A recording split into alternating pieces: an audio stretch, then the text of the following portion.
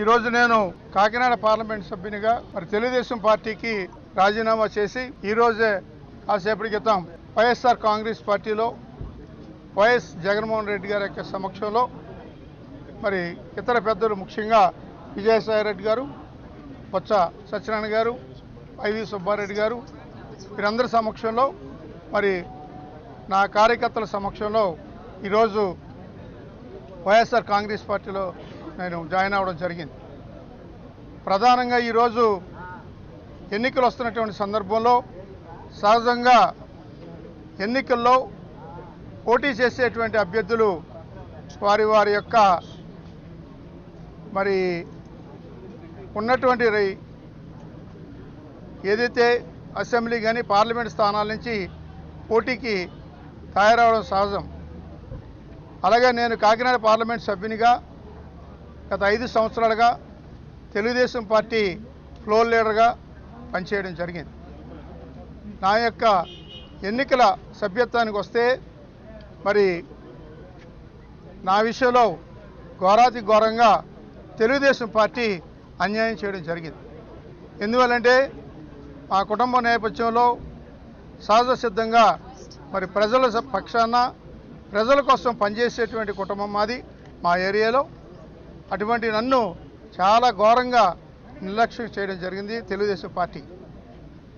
నేను ఎంతో కమిట్మెంట్తో పనిచేసేటువంటి ఒక కార్యకర్తగా, ఒక రాజకీయ నాయకుడిగా గత 2004లో డాక్టర్ వైఎస్ రాజశేఖర రెడ్డి గారి యొక్క ఆయన మంత్రివర్గంలో మరి ముఖ్యంగా ఆయన యొక్క ఆయన యొక్క శాసనసభలో నేను ఒక సభ్యునిగా పనిచేయడం జరిగింది. మరి అంత వైఎస్ రాజశేఖర రెడ్డి గారి దగ్గర పనిచేసినటువంటి నాకు మరి ఈరోజు తెలుగుదేశం పార్టీ చేసినటువంటి అన్యాయం ఇది. అలాగే 2009లో కూడా నేను శాసనసభకు 2వసారి ఎన్నికవడం, 2009లో రాష్ట్ర కేబినెట్ మంత్రిగా ఉమ్మడి రాష్ట్రానికి పనిచేయడం జరిగింది. మరి ఈరోజు ఆంధ్రప్రదేశ్కి తీవ్రమైనటువంటి అన్యాయం చేయడం జరిగింది కాంగ్రెస్ పార్టీ. దాని పరంగానే ఈరోజు రాష్ట్రం 2 ముక్కలు అయిపోవడం జరిగింది. ఈ నేపథ్యంలో నేను అప్పట్లో కాంగ్రెస్ పార్టీకి రాజీనామా చేసి తెలుగుదేశం పార్టీలోకి మరి రావడం జరిగింది. అటువంటి నన్ను ఈరోజు తెలుగుదేశం పార్టీ చాలా నిర్లక్ష్యం వహించడం జరిగింది. మరి మేము ముఖ్యమంత్రి గారిని కలిసాం, మరి నా సతీమణి వాణి నా కుమారుడు కలిసి మరి నేను పార్లమెంట్ సభ్యునిగా పనిచేయడం జరుగుతుంది. మరి అటువంటి పార్లమెంట్ సభ్యునిగా ఉన్నటువంటి నాకు శాసనసభకు కానీ మరొక స్థానం కల్పించాలి, శాసనసభ నుంచి పోటీ చేయాలనేటువంటి విధానాన్ని నేను వ్యక్తం చేయడం జరిగింది.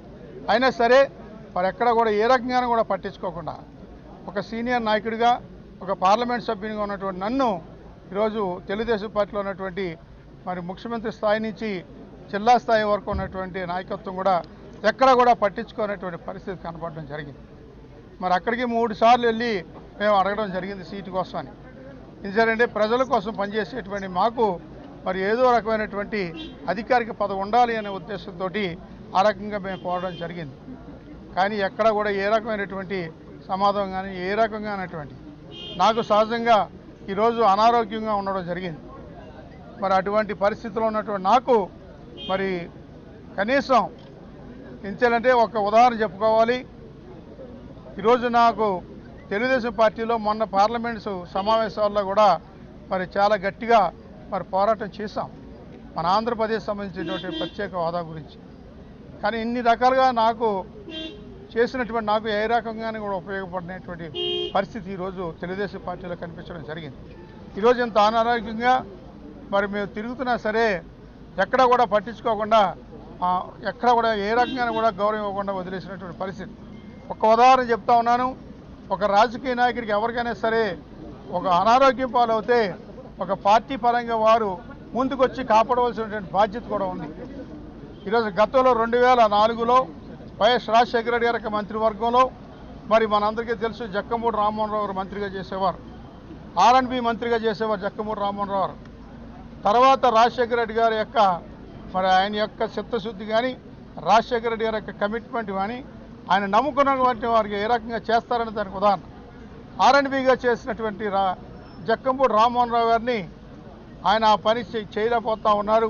అనారోగ్యం పాలవుతూ ఉన్నాడు అన్న ఉద్దేశంతో ఎక్సైజ్ శాఖ మంత్రిగా ఇవ్వడం జరిగింది. మా జిల్లా నుంచి ఎక్సైజ్ శాఖ మంత్రిగా మరి జక్కమూడి రామ్మోహన్ రావు పనిచేయడం జరిగింది.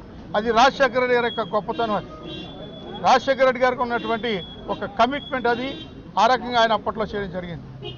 ఈరోజు అదే విధానంతో నాకు నిరసన చేస్తే పట్టించుకోకుండా ఏ రకమైనటువంటి సమాధానం లేకుండా చాలా ఘోరాతి ఘోరంగా మరి ఇక్కడ ఉన్నటువంటి పాలకులు తెలుగుదేశం పార్టీలో ఉన్నటువంటి నాయకులు ప్రవర్తించడం కూడా జరిగింది. దానికి మాకు బాధ కలిగి వారు ఏదో టికెట్ ఇవ్వచ్చు ఇవ్వకపోవచ్చు, కనీసం ఎక్కడ కూడా గౌరవ మర్యాదలు ఇవ్వకుండా మమ్మల్ని వదలడం జరిగింది. అది బాధ కలిగే మనకు ఎమ్మెల్యే టికెట్ ఇవ్వలేదు, ఎంపీ టికెట్ ఇవ్వలేదు అనేటువంటి విధానం కాదు. అది వారు చూపించినటువంటి ఆ యొక్క చిన్నతనానికి మాకు బాధ కలిగి జిల్లా నాయకులు కానీ రాష్ట్ర నాయకులు కానీ ఏ ఒక్కరు కూడా మమ్మల్ని గౌరవించినటువంటి పరిస్థితి కనపడకే ఈరోజు మా కుటుంబ సభ్యుల యొక్క సమక్షంలో మరి తెలుగుదేశం పార్టీకి రాజీనామా చేసి వైఎస్ కాంగ్రెస్ పార్టీలో చేరాలని నిర్ణయం తీసుకుని ఈరోజు జాయిన్ అవ్వడం జరిగింది. ఏదైనా ఈరోజు జగన్మోహన్ రెడ్డి గారి యొక్క మంచి నాయకత్వంలో ఆయన మరి చూడొచ్చు, మనం 3750 కిలోమీటర్ల పాదయాత్ర చేయడం అంటే మరి అది చిన్న విషయం కాదు. రాష్ట్ర సమస్యలు తెలుసుకోవాలి, ప్రజల సమస్యలు తెలుసుకోవాలి అన్న ఉద్దేశంతో మరి జగన్మోహన్ రెడ్డి గారు మరి నిరంతరం ఆయన చేయడం జరుగుతూ ఉంది. ఆయన నాయకత్వంలో ఈరోజు ఈ రాష్ట్రంలో మరి పరిపాలన వస్తే ప్రతి ఒక్కరికి కూడా న్యాయం జరుగుతుంది అన్నదే ప్రతి ఒక్కరి యొక్క ఉద్దేశం. ఆ రకంగానే ఈరోజు మీరు చూస్తూ ఉన్నారు. ఇక్కడ కానీ రాష్ట్రంలో జిల్లాల్లో కానీ జగన్మోహన్ రెడ్డి గారు ఏ రకంగా గౌరవిస్తారు అన్నదానికి నిదర్శనంగా మరి ఏదైనా ఈరోజు జగన్మోహన్ రెడ్డి గారు ఈ రాష్ట్రానికి కాబోయే ముఖ్యమంత్రి అని నేను తెలియజేసుకుంటా ఉన్నాను. ఆ రకంగా మరి మనందరూ కూడా కష్టపడి పనిచేయాల్సిన అవసరం కూడా ఉంది. మరి తర్వాత నా సతీమణి తోటవాణి 2 నిమిషాలు మాట్లాడతాను.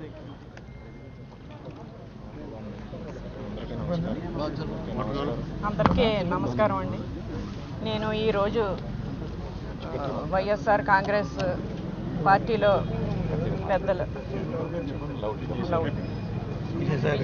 విజయసాయి రెడ్డి గారు, ద్వారపూడి చంద్రశేఖర్ రెడ్డి గారు, బొత్స సత్యనారాయణ గారు వాళ్ళ సారథ్యంలోనే మేము వైఎస్ఆర్ కాంగ్రెస్ పార్టీలో జాయిన్ అవ్వడం జరిగింది.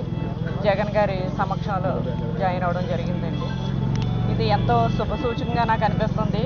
ఆయన జగన్ గారు కూడా నా భర్త ఆరోగ్య విషయంలో ఎంతో భరోసా ఇచ్చారు. నీవేం భయపడకమ్మా, మేము చూసుకుంటాం, ఆయన ఆరోగ్యం అంతా మేము చూసుకుంటాం, నువ్వేమీ భయపడొద్దని చెప్పారు.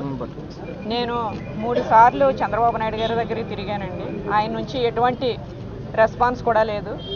అక్కర్లేదండి, అంటే పదవుల గురించి అని కాదు నేను అనేది, కనీసం ఫోన్ చేసి జిల్లాలో ఉన్న నాయకులు కానీ రాష్ట్రంలో ఉన్న నాయకులు కానీ అమ్మ ఎలాగుంది, నర్సింగ్ గారు ఎలాగున్నారు, హాస్పిటల్లో జాయిన్ అయ్యారట, ఐసీలో ఉన్నారట అని కనీసం ఒక్క మనిషి కూడా కనీసం ఫోన్ చేసిన పాపాన్ని పోలేదండి. మరి అంత మానవత్వం లేకుండా ఉన్నారా అని నాకు చాలా బాధ అనిపించింది. మాకు వెనకాల సపోర్ట్గా ఎవరో లేరేనా ఏంటి, సర్వేలు అని అంటున్నారు చంద్రబాబు నాయుడు గారు. సర్వేలు అంటే ఏంటండి? అంటే భూ కబ్జాలు చేసిన వాళ్ళకి, మైనింగ్లు మింగిన వాళ్ళకి, అక్రమంగా దందాలు చేసిన వాళ్ళకి, సెటిల్మెంట్ చేసిన వాళ్ళకి నా సర్వేల్లో సీట్లు అంటే ఇలాగా నర్సింగ్ గారిలో సిన్సియర్గా ఉన్న వాళ్ళకి ఇవ్వరా, వాళ్ళు ఏమీ కేటాయించరా? మాకు పదవుల గురించి కాదండి, కనీసం వాళ్ళ నుంచి ఒక ఇంత భరోసా కూడా మాకు ఇవ్వలేదు వాళ్ళు.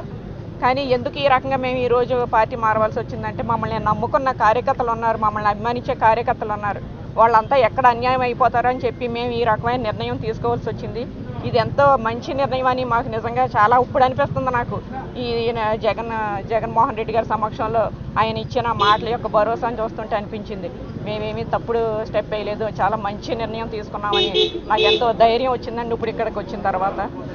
బొత్స సత్యనారాయణ గారు నిజంగా ఆయన నాకు తండ్రి తర్వాత తండ్రిలాగా ఆయన మా వెనకాల ఉండి ఆయన నడిపించారు. అమ్మ మేమున్నాం, ఆయన సైకలాజికల్గా ఫీల్ అవుతున్నారు నర్సింగ్ గారు, ఎవరో లేరు అని ఆయనలో ఎక్కువ ఆ ఫీలింగ్ ఎక్కువ ఉంది.